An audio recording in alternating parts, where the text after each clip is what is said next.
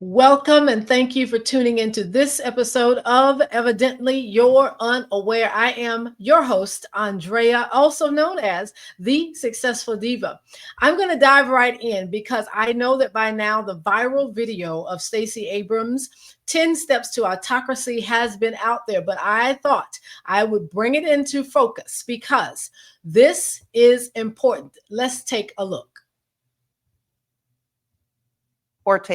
So start with winning an election. Mm-hmm. Usually the last one you're going to get to have for real.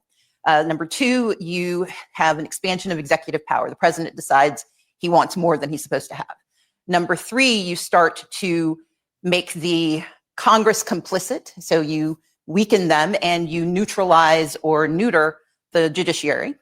Like, I don't know, the Supreme Court giving you unfettered power and saying we don't have the ability to stop things. Then you move on to firing all the people who know how to make government work. Mm-hmm. So you gut the civil service. And you do that because you want to break democracy so people forget the stuff that used to get done. So you can't get your Social Security check. So the CDC doesn't know what diseases are anymore. Mm-hmm. Then you put in place these loyalists, people who are only responsive to you. You put them in charge of the FBI so they go after your enemies. You put them in charge of the Department of Justice, the Department of Defense, so they can signal to their friends and tell them all about the evil plans that you have. Then you make certain that you break how we communicate. So you criticize the media and you create your own echo chamber of propaganda. You call it truth, even though you know you're lying. Then you go to the next step, and I call that step 7. So at step 7, you have to blame someone. You have to blame people for the broken government, for the broken promises. So you go after DEI.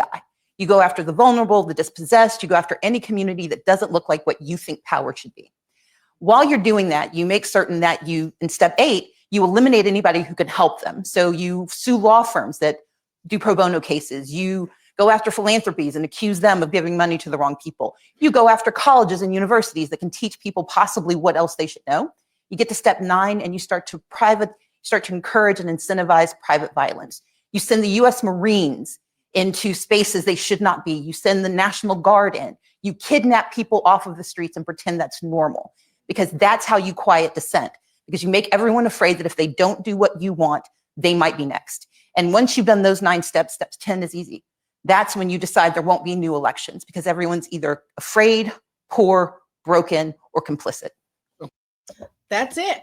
That's what's happening. And ladies and gentlemen, that's where we are.